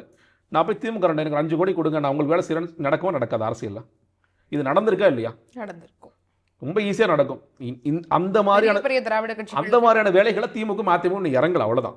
தேர்தல் நேரத்தில் ரொம்ப நெருக்கத்தில் டிவிக்கே ஒரு 10% எடுத்துகிட்டு போவாங்கப்பா இந்த தொகுதியில், நம்மளோட வெற்றி வாய்ப்பை பாதிக்குதுன்னா டிவிக்கார அழகாக கூப்பிட்டு பேசுவாங்க. தம்பி உனக்கு என்ன வேணும், என்ன செய்யணும்? நான் மன்றத்துலேருந்து ஒரு 2 கோடி செலவு பண்ணியிருக்கேன் இது வரைக்கும், அவ்வளோதான், 3 கோடி வாங்கிப்பா கொடு, நீ என் கூட வந்து நாளையிலேருந்து என்ன பண்ணுவீங்க நீங்கள்? இதெல்லாம் நடக்காதா? ஓவர் நைட் எல்லாம் மாறுங்க. இவனே போய் காசு கொடுப்பான், திமுக ஓட்டு போடுங்கன்னு சொல்லி காசு கொடுப்பான். ஸோ இது எதுவுமே புரியாமல் நீங்கள் ஒரு இடத்துல போய் உட்காந்துட்டு இருக்கீங்க. இதெல்லாம் இந்த நேரம் செஞ்சு இந்த ஸ்ட்ரக்சர் உங்கள்கிட்ட இருந்துருந்துச்சுன்னா அது ஆட்டோமேட்டிக்காக நடக்கும். எல்லா கட்சியும் பாருங்கள், நோட்டீஸில் என்ன போடணும், தேர்தல் அறிக்கைகள் என்ன கொடுக்கணும். இப்போ இவங்க தேர்தல் அறிக்கைக்கு ஒரு குழு போட்டிருக்காங்க. நீங்கள் என்ன சொல்லுவீங்க? எனக்கு புரியவே இல்லை. சாத்தியப்படுத்த முடிந்த ஒன்றை சாத்தியப்படுத்துவோம். நான் சிம்பிளானு கேட்குறேன். இன்றைக்கி மகளிர் உரிமை தொகை இவங்க 1000 ரூபா, குல விளக்கு திட்டம் சொல்லி ஒரு 2000 அறிவிச்சிட்டாரா? விஜய் இப்போ என்ன சொல்ல போகிறாரு? 3000 அறிவிப்பாருன்னு எதிர்பார்க்குறாங்களா? நீங்கள் எனக்கு அதான் இப்போது அந்த குழப்பம் கட்சிக்குள்ளேயே இருக்குது. ஏன்னா இந்த ஜென்சி தலைமுறை என்ன சொல்லுது, எடப்பாடி பழனிசாமி அவரை போட்ட அந்த அதிமுக இதில் எல்லாரும் போய் திட்டுறாங்க. டிவிக்காரெலாம் உங்களுக்கு கொஞ்சமாவது இருக்கா? ஏற்கனவே எவ்வளோ கடனில் இருக்கோம், நம்ம தத்தளிச்சுட்டு இருக்கோம், அவங்க ஏற்கனவே கடலில் தள்ளிருக்காங்க, நீங்கள் கடலில் தள்ள போகிறீங்களான்னு திட்டிகிட்டு இருக்கான். இப்போ நாளைக்கு விஜய் அந்த 3000 அறிவிச்சா என்ன பண்ணுவாங்க? இல்லை எங்கள் தலைவர்கிட்ட பயங்கரமான நிர்வாகத்திறன் இருக்குன்னு சொல்லி சொல்லுவானா? அந்த குழப்பம் இருக்குது. இதை நீங்கள் அறிவிக்க போகிறீங்களா? இல்லை நான் ப்ளைனாக விட்டுறேன், அப்போ அவர் அறிவிக்க மாட்டார். அப்போ பெண்களோட வாக்கில் எப்படி வரும்னு எதிர்பார்க்கிறார்? நீங்கள் ஒரு ரசிக பிம்பத்தில் ஒரு கவர்ச்சியில் வருங்கிறது ஓகே. பட் நீங்கள் 1,30,00,000 மக்கள் இன்றைக்கி மாதம் 1000 ரூபா வாங்குறாங்க. எடப்பாடி வந்து அந்த 2000 ரூபா கொடுக்குறேன்னு சொல்லி சொல்றாரு. திமுகவும் 1500 ஏதாவது ஆக்கிரவான்னு பண்ணுவாங்க, அதிகமாக கூட பண்ணுவாங்க. இப்போ அந்த 1,30,00,000 மகளிரும் விஜய் ஜனநாயகத்தில் சூப்பராக நடிச்சிட்டா இருப்பா, அதுக்காக ஓட்டு போடுவாங்களா? இல்லை மாதம் வருஷத்துக்கு 12,000 வருது, இல்லை அது வந்து 24,000 18,000 ஆகுங்கிறதுக்கு ஓட்டு போடுவாங்களா? அந்த ஒரு இது வரும் இல்லையா? நிச்சயம் நான் சொல்கிறேன். சில பேர் ரசிகர் எனக்கு சில பேர் பேசுகிறாங்க, எனக்கு 1000 வந்தால் கூட பரவாயில்ல, நான் வந்து விஜய்க்கு தான் ஓட்டு போடுவேன். இருக்கலாம், யாருக்கு தெரிய போகுது விஜய்க்கு நான் ஓட்டு போடுறது இருக்கலாம். ஆனால் எல்லோரும் அந்த மாதிரி யோசிப்பாங்களா அப்படிங்கிற கேள்வி இருக்குல்ல. அந்த இடத்துல விஜய் எப்படி பீட் பண்ண போகிறாரு? மகளிர் விடியல் பயணம் எடப்பாடி என்ன சொல்கிறாரு, நான் ஆண்களுக்கும் போடுறேன். அவர் எந்த அடிப்படையில் சொல்கிறாருங்கிறது நமக்கு தெரியல. ஏதாவது ஒன்று சொல்லணும்ல. இல்லை சீமான் மாதிரி ஒரு ஸ்டாண்ட் எடுத்துருங்க, இலவசமே கிடையாது, எல்லோரும் உள்ள காசு கொடுத்து போ, உனக்கு காசு கொடுக்க மாட்டேன், மகளிர் உரிமை தொகையும் கிடையாது, விடியல் பயணமும் கிடையாது, புதுமை பயணம் கிடையாது, எதுவும் கிடையாது. உனக்கு காசே எடுக்க மாட்டேனா. அது ஒரு ஸ்டாண்ட். நீங்க எங்க நிக்கிறீங்கன்னே தெரியலையே 3 மாசத்துல. இதெல்லாம் ஒரு பேசு பொருள். இப்போ அதிமுக திமுக இந்த பேசு பொருள் இருக்கு. அப்ப நீங்க எந்த பேசு பொருளுக்கு போக போறீங்கன்னு ஒரு கேள்வி இருக்கு இல்லையா? இதுக்கு தவிர்க்கவே முடியாதுங்க. இப்போ நீங்க மகளிர் உரிமை தொகை மாதிரியான விஷயங்கள் எல்லா ஸ்டேட்ஸும் பண்றாங்க, இரஸ்பெக்ட் ஆஃப் த பார்ட்டிஸ். பாஜக வேணாம், இலவசம் வேணாம்னு சொல்லிட்டு 10,000 பண்றாங்க, காங்கிரஸ் பண்றாங்க. அப்ப இதை நீங்க இதற்கான மாற்றம் நீங்க என்ன சொல்ல போறீங்க? இதுல விஜய் இந்த நேரத்தில் இது குறித்தெல்லாம் பேசி இருக்க வேண்டிய விஜய் சிபிஐ ஆஃபீஸில் உட்காந்துட்டு இருக்காரு, அவள நிலையில் உட்காந்துட்டு இருக்காரு. ஜனநாயகன் படம் ரிலீஸ் ஆகாம ஆகாதான்னு ஒட்டுமொத்த கட்சியும் வேடிக்கை பார்த்துட்டு இருக்கு. இப்போ இந்த ஜனநாயகன் படம் ரிலீஸ் காரணமாக தான் இது ஃபுல்லாக கொலாப்ஸ் ஆயிடுச்சு. ஏற்கனவே ஒரு நல்ல கட்டமைப்பில் இல்லை ஒரு நல்ல பிளானோட எக்ஸிக்யூட் பண்ணலாங்கிற ரெடியாக தான் களத்துக்கு இறங்குனாங்களா தாவேக்கா? ஏன்னா இறங்கும்போது ஒரு பிளான் இருக்கும், எக்ஸிக்யூஷன் இருக்கும், அடுத்தடுத்து இதை பண்ணுறோம், இந்த மாதத்தில் இதை முடிக்கிறோம், இப்போ கூட்டணி பேச்சுவார்த்தை முடியுது, இப்போ தொகுதி பங்கீடு, இப்போ வேட்பாளர்னு ஒரு பிளானோட தான் வந்திருப்பாங்க. ஏன்னா அவங்களுக்கு பின்னாடியான அதை வரைய இருக்கக்கூடிய ஆட்கள்லாம் இருக்காங்க. இப்போ அந்த பிளான் எங்கே வந்து சொதப்புச்சு, இல்லை எங்கே ஸ்டாப் ஆச்சு, எங்கே மாறுச்சு? அவங்களுடைய பிளான்ல மிகப்பெரிய திட்டமாக ஜனநாயகன் இருந்தது. நீங்க வந்து பகவந்த் கேசரி ஏன் விஜய் வந்து ஜனநாயகனா எடுக்கிறாருன்னா ஒரே ஒரு காரணம் தான், பெண்கள் வாக்குல அந்த படம் கொண்டு வரும். நான் அதை ஒத்துக்கிறேன். ஏன்னா அது பெண்களை மையப்படுத்திய படம். ஒரு நார்மலா இருக்கிற ஒரு மகளை ஒரு மிலிட்டரிகளை மாத்திர படம். அவரோட ரசிகைகளுக்கு மிக பிடித்த படம். அது விஜய் ரொம்ப நம்பினார். விஜய் வந்து 5 தடவை அந்த படத்தை பார்த்தாரு எலெக்ஷன். ஏன்னா இந்த படம் ஆக்சுவலி தீபாவளிக்கு ரிலீஸ் ஆக வேண்டிய படம்.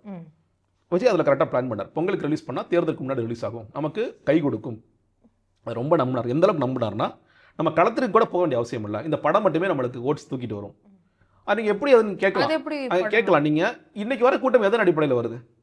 அப்போ வர்ற கூட்டத்தை மட்டும் தக்க வச்சுக்கிட்டா போதுமா? அதை எப்படி வின் பண்ண முடியும்? அதுதான் சொல்கிறேன். நீங்கள் அவர் என்ன நினைக்கிறார், பெண்கள் ஓட்டு இப்போ எல்லாரும் ஓட்டு படத்தை பார்த்துட்டாங்கன்னா அதெல்லாம் ஓட்ஸை கன்வெர்ட் ஆகணும் நம்புறாரு. இப்போ நீங்கள் கமலுக்கு என்ன படம் வந்துச்சு, விக்ரம் இல்லையா? விக்ரம் ஏதோ ஒரு டேட்டா சொன்னாங்க, 2 கோடி பேர் பார்த்துருக்காங்க, அப்போ 2 கோடி வாக்குகள் வரதான்னு அவங்களே கேட்டாங்க. அது எப்படிங்க நடக்கும் அப்படின்னு நம்ம கேட்டோம். அவங்களே என்ன நினைக்கிறாங்கன்னா பெண்கள் அதிகமாக பார்க்க ரசிகர்கள் அதிகமாக பார்க்க விஜய் பாருங்க. ஏன்னா இன்னைக்கு விஜய்க்கு வர கூட்டம் எந்த அடிப்படையில் வருது? சினிமா பிம்பத்தின் உள்ள அடிப்படை. அப்போ அதே கான்செப்ட் தான். அந்த பிம்பத்திலிருந்து அது மட்டுமே நம்ம சாதிச்சு கொடுத்துரும்னு நினைச்சாரு. அன்ஃபார்ச்சுனேட்லி இந்த படம் இப்போ வரைக்கும் ரிலீஸ் ஆகல. அது ஒன்று. அதனால அவருக்கு வேற பெரிய திட்டங்கள் இல்லை. கூட்டணி குறித்த பார்வை எனக்கு கேட்டீங்கன்னா ஆரம்பத்தில் இருந்து அந்த கட்சி யாரு கூடயாவது கூட்டணிக்கு போயிடுவாங்க. ஆரம்பத்தில் நாம் தமிழர், விக்கிரவாண்டி மாநாட்டிற்கு பிறகு அதிமுக என்டிஎல் போன பிறகு காங்கிரஸ், இப்படின்னு எப்பயுமே அந்த நரேட்டிவ் இன்னைக்கு வரைக்கும் இருக்கு. யாருக்கு கடைசியாக என்டிஏ கூட போயிடுவாங்க ஏதோ ஒரு. ஏன்னா விஜய் தனிச்சு களம் காண மாட்டார் அப்படிங்கிற நரேட்டிவ் அவங்களே வந்து உருவாக்கிட்டாங்க. அது இன்னைக்கு வரைக்கும் அவங்களால உடைக்க முடியல. என்ன தான் தனிச்சு போவார்னு அவர் சொன்னா கூட அவர் எப்படிப்பா தனிச்சு போவார், தனிச்சு போனால் அவர் ஸ்பாய்லராக தானே இருப்பார் அப்படிங்கிற ஒரு இடத்துக்கு போயிட்டாங்க. அதனால அதில் உருப்படியான பிளான்ஸ் இல்லை. ஜான் ஆரோக்கியசாமி யார் கூடயாவது இப்போ சேர்த்து விட்டலாம், யார் கூட சேர்த்து ரொம்ப மெனக்கெட்டுட்டே இருக்கார் இன்னைக்கு வரைக்கும். ஆனால் அதில் ஒரு தெளிவே கிடையாது. மற்றபடி வேறு ஸ்ட்ராட்டஜிஸ்ட் பெருசாக இல்லை. ஸ்ட்ராட்டஜிஸ் இருந்திருந்தால் இவங்க வந்து ஒழுங்கு அரசியல் பண்ணியிருப்பாங்க. ஏங்க ஒரு அரசியல் கட்சியோட ஸ்ட்ராட்டஜி என்னங்க? டெய்லி மக்களுக்காக வேலை செய்யணும், அவ்வளோதானே. அது அறிக்கைகளாக இருக்கலாம், போராட்டமாக இருக்கலாம், இல்லை உண்ணாவிரதமாக இருக்கலாம், ஏதோ ஒன்று நீங்கள் செஞ்சுட்டே இருப்பீங்க. இல்லை ஒரு பொதுக்கூட்டமாக இருக்கலாம், இல்லை உள்ளரங்கு கூட்டமாக இருக்கலாம். ஆனால் இது எதுவுமே தேவையில்லை. விஜய் வந்து ஒரு கல்ட் அப்படின்னு சொல்லி அவர் ஏமாற்றிட்டே இருக்கிறாங்க.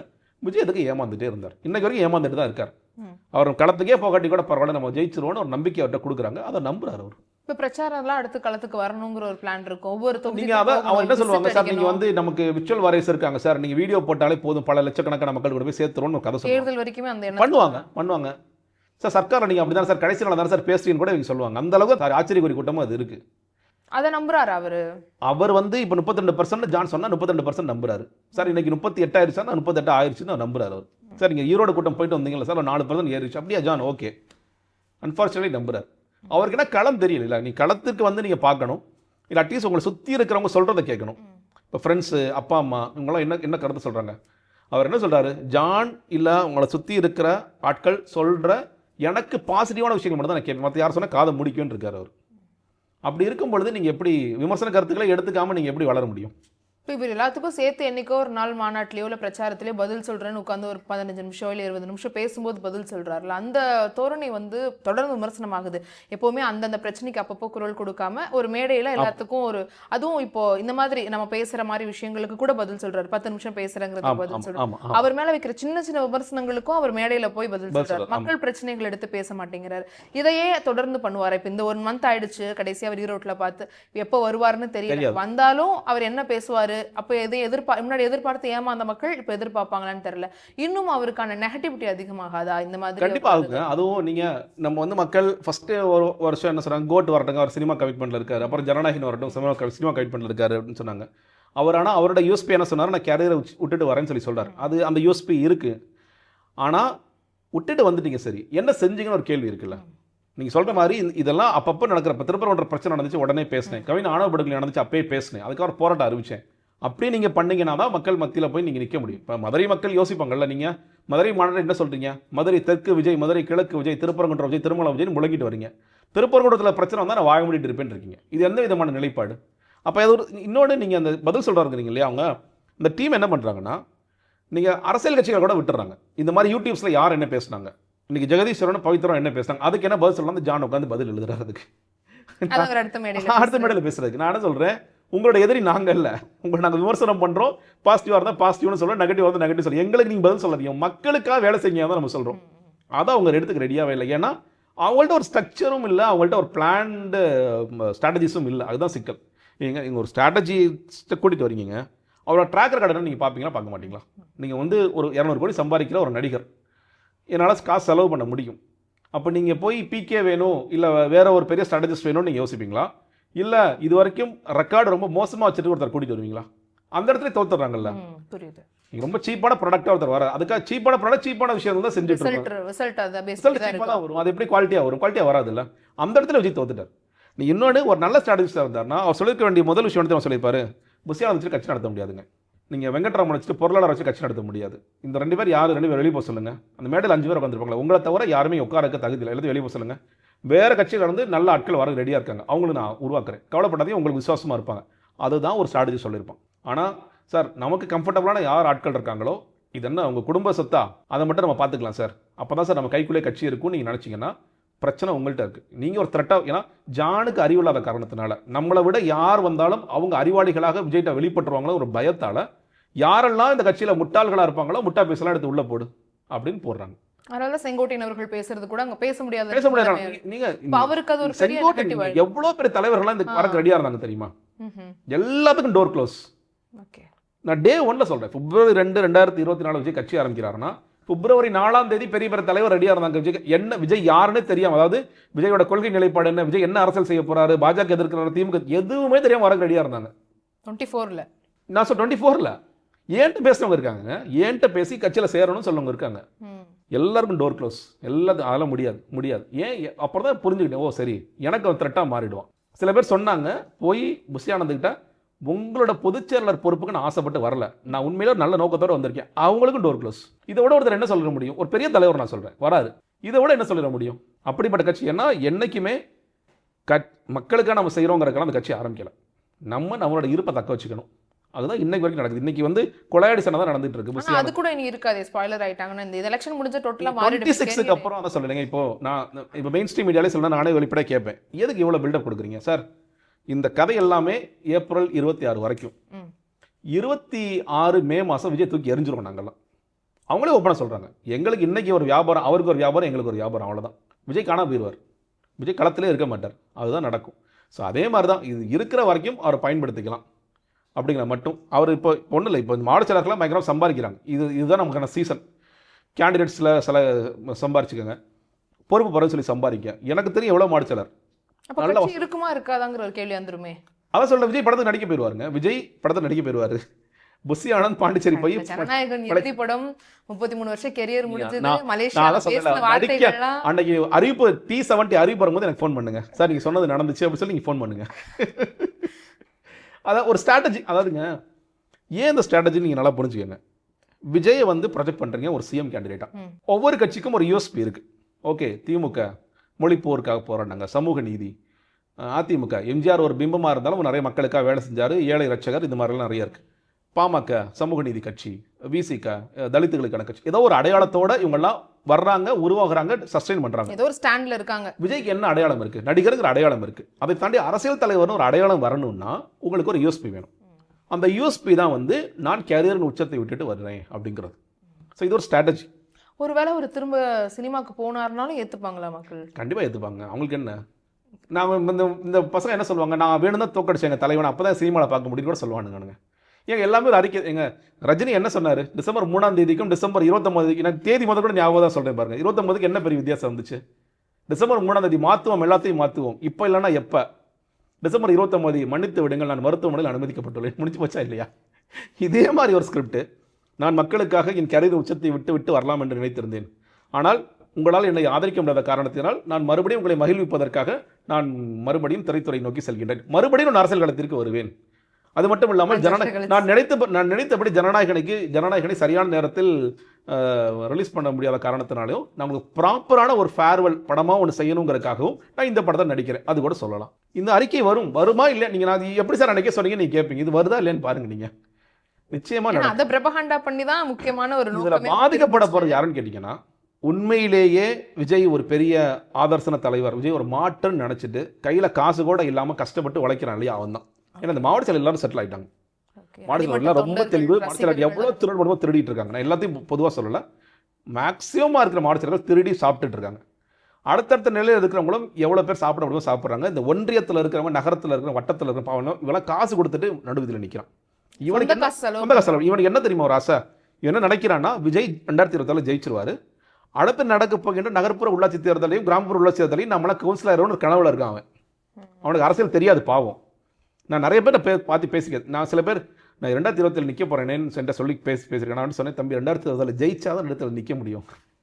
2026 உங்கள் கதை முடிஞ்சிருச்சுன்னா நீ இப்போ நான் மறுபடியும் இவங்க எல்லாரும் சொல்ல ஒரே ஒரு அட்வைஸ் தான், தயவுசெய்து காசு ரொம்ப செலவு பண்ணாதீங்கடா. நீங்களே ரொம்ப கோவமாகி அப்புறம் உங்கள் கட்சிக்காரனை திட்ட ஆரம்பிச்சிருவீங்க. அது வேணாண்டா அப்படின்னு சொன்னால் கேட்க மாட்டேங்கிறாங்க. சில பேர் பண்ணிட்டு தான் இருக்காங்க. பாதிக்கப்பட கும்பல் போகிற கும்பல் இது ஒன்று தான். விஜய்க்கு எந்த பாதிப்பும் ஏற்படாது. விஜய் ஒரு பிரச்சனை இல்லை. ஒரிஜினலுக்கு பிரச்சனை இல்லை. புஷி ஆனதுக்கு பிரச்சனை இல்லை. அருண்ராஜுக்கு பிரச்சனை இல்லை. அருண்ராஜில் நிறைய சொத்து வச்சிருக்காரு. நிறைய பேர் ஏதோ வேலையை விட்டு அதெல்லாம் பயங்கரமாக சொத்து வச்சிருக்காரு. அவர் தன்னுடைய ஐஆர்எஸ் காலத்தில் எவ்வளோ கரப்டாக இருந்தாருங்கிறது தனி கதை, தனி டிபேட்டாகவே பேசலாம். பயங்கர கரப்ட் அவர். ஓகே, ரொம்ப நேர்மை, தூய சக்தின்னு எல்லா கதையும் விடுறாங்க இல்லையா? இந்த தூய சக்தி கும்பல் எல்லாம் தான் தூய சக்தி உண்மையிலேயே. இதெல்லாம் ஊழல் சக்தி. இந்த சக்தி எல்லாம் ஐஆர்எஸ்ஸாக இருந்து ஐஆர்எஸ் நல்லா சம்பாதிக்கலாங்க. ஐஆர்எஸ் நல்லா சம்பாதிக்கலாம். நீங்கள் இந்த தீபாவளி நேரத்தில் போய் பிடிப்பாங்க தெரியுமா, இந்த ஐடியில் போய், அதனால நிறைய நீங்கள் பயங்கரமாக ரைடு நடக்கும். இன்னைக்கு எல்லாமே எனக்கு கேட்டிங்கன்னா அந்த பொறுப்பில் போனதான் அதிகமாக சம்பாதிக்கலாங்கிற இடத்துக்கு எல்லாம் மாறிடுச்சு. அப்போ இந்த கட்சி பூராவே இருக்கிறவங்க ஊழல்வாதிகள் மட்டும்தான் இருக்காங்க. இருக்கிறவங்க எல்லாம் எவ்வளவு திருடலாம்ங்கிற ஒரு நோக்கத்தில் இருக்கிறாங்க. கட்சியில இருந்து ஜாயின் பண்ணிட்டே இருக்காங்கன்ற செய்தி ஒன்று என்ன கேட்டிங்கன்னா, சில பேருக்கு இது குடும்ப ஆட்சியாக இருக்கு, அந்த பிரச்சனை இருக்கு. ஆமா, முதலமைச்சர் இவர் இருந்தார், கலைஞர் இருந்தார், ஸ்டாலின் இருந்தார், உதயநிதி ஸ்டாலின் இருந்தார், அடுத்து இன்பமணி வந்துருவார், பல ரட்ஜி வரைக்கும் வந்துட்டார், அடுத்து வந்துருவார். இந்த குடும்பத்துக்கே நம்ம சேவை செய்யணுமா, நமக்குன்னு ஒரு இது இல்லையா அப்படின்னு நினைச்சு வரவங்க இருக்கிறாங்க. உண்மையிலேயே நான் நல்லவனா இருக்கணும்னு நினைக்கிறேன், இது ஒரு நல்ல பிளாட்ஃபார்ம் போல இருக்குன்னு தெரியாம வந்து சிக்கிறவங்களும் இருக்கிறாங்க.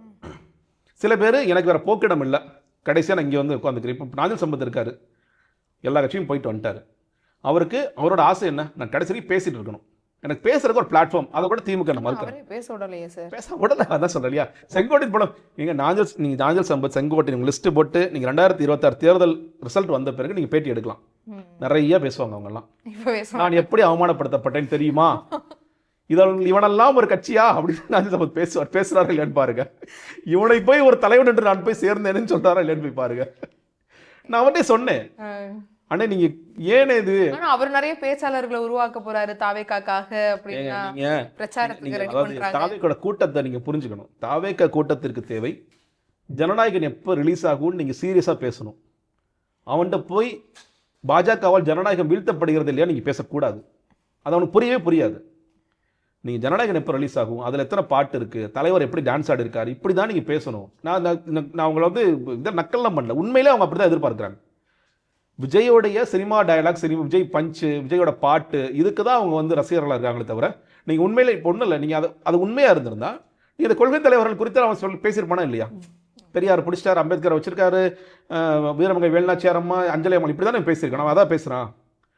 அவன் தெரிஞ்சது என்ன, டிவிகே டிஎம்கே பாஜக, நாம் தமிழர் திட்டணும், சீமான் நீ மோசமானவன் திட்டணும், இதுதான் தவிர அவனுக்கு வேற என்ன விஷயம் உள்ளே போயிருக்கு, ஏதாவது விஷயம் உள்ளே போயிருக்கா சாலிடா? கொள்கை என்னன்னு கேளுங்க, அவங்கள்ட்ட தெரியாது. விஜய்க்கே தெரியுமாங்கிறது வேற விஷயம். அதனால இந்த மாதிரியான ஒரு கட்சியாக இருக்கும் போது இதெல்லாம் நீங்கள் சந்திச்சு தான் ஆகணும். அடுத்து அவங்க எல்லாம் பொலிட்டிசைஸ் பண்ணணும் இல்லை அடுத்த கட்டத்துக்கு இந்த கட்சி நகரணும்னா கூட்டணியே கண்டிப்பா வச்சுக்கணுங்கிறது தான் காமனாக எல்லாருக்குமே தெரியும். அவர் சொல்லணுங்கிறத தாண்டி ஒரு ஸ்ட்ராட்டஜிஸ்ட் வந்து சொல்லணுங்கிற அவசியம் கிடையாது. கூட்டணி முக்கியம் நம்ம தேர்தல் களத்துக்கு அப்படின்னு அதுல கொஞ்சம் வளைஞ்சு கொடுத்து நெளிஞ்சு போய் ஒரு இடத்துல ஒரு கூட்டணி வச்சா அது ஒரு பெரிய களத்தை மாற்றுங்கிற எண்ணம் இருக்காது. இப்போ நீ கூட்டணினா 2 பிரதான கட்சி, ஒன்று இந்தியா கூட்டணி, இன்னொன்று பாஜக கூட்டணி. நீங்கள் இந்தியா கூட்டணி திமுகவை அரசியல் எதிரின்னு நிறைய திட்டி பேசியாச்சு. இப்போ அதில் போனீங்கன்னா இன்னொரு கமல்ஹாசனா நீங்கள் மாறிடுவீங்க. மக்கள் நீதி மையம் மாதிரி ஒரு ஆயிட்டார்ப்பா, முடிஞ்சிச்சு, பொலிட்டிக்கல் கரண்ட் எண்டு. என்டிஏல போனீங்கன்னா அந்த சிக்கல் இருக்குது. என்டிஏல போகிறாரு பாஜக. இப்போ என்ன சொல்கிறாங்கன்னா, விஜய் ஒரு வேளை வந்தாருன்னா பாஜகவோட -1 சீட்ஸ், பாஜக 25, விஜய்க்கு 24. ஏன்னா அவங்க என்ன நினைக்கிறாங்க, நான் 3வது கட்சி நான் ஒரு பிம்பத்தில் எடுத்துகிட்டு வரேன், அதுக்கு கீழே போகும், அது கீழே அது நான் போக மாட்டேன். மறுபடியும் விஜய் கொண்டு வந்து விஜய் தான் 3வது கட்சின்னு சொல்கிறதுல நான் ரெடியாக இல்லை. ஸோ விஜய்க்கு ஒரு சீட் கம்மியாக தான் நாங்கள் கொடுப்போம். அங்கேயும் போனீங்கன்னா end of political career. Vijay ஜெயிக்கலாம், விஜயோட கட்சியாளர்கள் ஜெயிக்கலாம், ஜெயிச்சா போகலாம். போன உடனே என்னுடைய தொகுதி பிரச்சனைக்காக நான் எடப்பாடி போய் சந்தித்தேன், அவன் போய் நிற்பான். இது பார்த்தது இல்லையா? தேமுதிகலேருந்து ஜெயலலிதா அவர்களை போய் பார்க்கறதுக்கு ஒரு கூட்டம் போச்சா போலையா? அதே மாதிரி எடப்பாடி ஜெயிச்சிட்டாருன்னா அவருக்கு ஜெயிக்காத போதே எவ்வளோ காசு வச்சிருக்காங்க அரசியலையும் தெரியும். ஜெயிச்சிட்டாங்கன்னா தூக்கி எறியலாம் காசை, வாடா தொகுதி ஓகே வாடா, முடிஞ்சு போச்சு. அப்போ உங்களை நம்பி, ஏன்னா இவங்கெல்லாம் எதன் அடிப்படையில் வந்தாங்க, விஜய்ங்கிற ஒரு அடிப்படையில் வந்தாங்க. ஸோ விஜய் தன்னோட வேலையை பார்க்க போயிட்டாரு. நான் மட்டும் எதுக்கு எதிர்கட்சியாவோ இல்லை ஒரு இதாக உட்காந்துட்டு இருக்கணும், நான் ஆளுங்கட்சியானா எனக்கு கமிஷன் கிடைக்கும், நான் அந்த வேலையை பார்த்துட்டு இருப்பேன், அப்படி தான் அவங்களும் யோசிப்பாங்க. ஸோ அதனால விஜயோடைய கேரியர் பொலிட்டிக்கல் கேரியர் எண்ட் ஆகிடும். சினிமா கேரியர் அப்படியே போயிட்டு இருக்கும், அது கொஞ்சம் முன்ன பின்ன போயிட்டு இருக்கும். அதுதான் நடக்கும். கூட்டணி இல்லைனாலும் அதே ஒரு கூட்டணி இல்லைன்னா என்ன கேட்டிங்கன்னா, விஜய் தக்க வைக்கிறதுக்கான வேலைகள் அதே தான், உண்மை அதுதான். நீங்கள் பணியூரில் நீங்கள் ஜூனுக்கு பிறகு கூட்டணி இல்லாமல் 12% எடுத்தால் கூட கதை சாத்திட்டு போயிடுவாங்க. அடுத்து என்னங்கிற ஒரு கேள்வி எழும். அதை தக்க வைக்கிறதுக்கு விஜய் நிறைய போராடணும், 5 வருஷம் ஆக்டிவா செயல்படணும். தேர்தல் இருக்கும்போது செயல்படுறதே கம்மியா இருக்கும்போது இல்லாத 4-5 வருஷம் எப்படி செயல்படும்? அதேதான் அந்த பாயிண்ட் நிச்சயமாக இருக்கு. அது எல்லாம் அதனால தான் இந்த ஆட்கள் இப்போ எவ்வளவு சம்பாதிக்க முடியுமோ சம்பாதிக்கலாம்னு மோட்ல இருக்காங்க. விஜய்க்கு ஒரு long term goal, long term vision இருந்துச்சுன்னா அது செய்வார். இல்லப்பா எனக்கு அதெல்லாம் கிடையாது, இந்த தேர்தலில் திமுக வீழ்த்த முடியுமான்னு பார்த்தே முடியலை, நான் பழையபடி என் வேலையை பார்க்க போறேன் அப்படின்னு போயிடுவார். இந்த சிபிஐயோட விசாரணை முடிஞ்சு தீர்ப்பு வருதுன்னா இந்த தீர்ப்பு ஒரு முக்கிய பங்காற்றுமா இந்த தேர்தல்? அதாவது இந்தியாவில் நடந்த ஸ்டாம்பீடு வழக்குகளில் இது வரைக்கும் யாருமே குற்றவாளி அறிவிக்கப்பட்டவர்களே கிடையாது இது வரைக்கும். ஏன்னா ஒரு 41 பேர் ஒட்டுமொத்தமாக கும்பலில் இறந்து போயிருக்காங்க. அப்படிங்கிறதுக்கு இவர் தான் பொறுப்பானவர். இது வந்து கொலை வழக்கு மாதிரி, இவர் கத்தி எடுத்து குத்திட்டார், இவர் அடிச்சிட்டாரு சொல்ல முடியாது. ஒரு அக்கௌண்டபிளாக இல்லை. இவர் நடத்தின கூட்டத்தில் சில அசம்பாவிதங்கள் நடந்துருச்சு, இவர் அந்த மாதிரி நடந்திருக்க கூடாது, இவர் பொறுப்புணர்வோட நடந்திருக்கணும், இப்படி தான் நம்ம சொல்ல முடியும். அறிவுரையோ அந்த மாதிரி தான் சொல்ல முடியும். எனக்கு தெரிஞ்சு இவர் நேரடியாக குற்றம் சாட்ட முடியுமா? ஏன்னா நம்ம பார்க்குறோம், இப்போ சாமியார் ஒருத்தர் வந்தார், 200 பேர் இறந்து போனாங்க, இங்கே மகாமகம் குளத்தில் இறந்து போனாங்க. இதுக்கெல்லாம் யாராவது வரைக்கும் இப்போ ஆர்சிபி வழக்கு பார்த்தோம், இப்போ விராட் கோலி முதற்கொண்டு எஃப்ஐஆர் போட்டேன்னு சொன்னாங்க. என்ன நடந்துச்சு கடைசியாக? ஒன்றும் நடக்காது.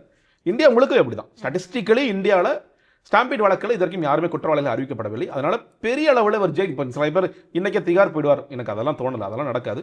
அதனால தான் இது அரசியலுக்கு மிரட்டலாம், பேச்சுவார்த்தைக்கு மிரட்டலாம், நீ உன்னை ஜெயிலில் போட்டுவேன் பாரு அப்படின்னு மிரட்டி பார்க்கலாம். அதெல்லாம் ஒரு ஈல்டாகிறாரா ஈல்டாகலையாங்கிற அளவுக்கு பயன்படுமே தவிர, இதனால இவருக்கு வந்து இவர் குற்றம் சாட்டப்படாத அறிவிக்கப்பட்டால் கூட பெரிய அளவுக்கு தண்டனை கிடைக்கும் எனக்கு தோணலை. அவங்க நினைக்கிற மாதிரி ஜனநாயகம் ரிலீஸ் ஆனதுக்கு அப்புறம் அது கேம்பெயினுக்கு ஒர்க் ஆகும்னு நினைக்கிறீங்களா? கண்டிப்பா ஒர்க் ஆகுங்க, நான் சொல்றேன். ஆமா, கூடுதலாவே போய் மக்கள் போய் பார்ப்பாங்க, இன்னும் நிறைய குடும்பமாகவே பார்ப்பாங்க, நிச்சயமா பார்ப்பாங்க.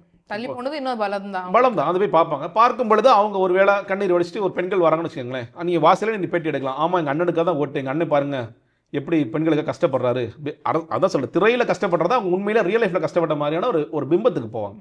அது ஒரு கை கொடுக்கும் தான்.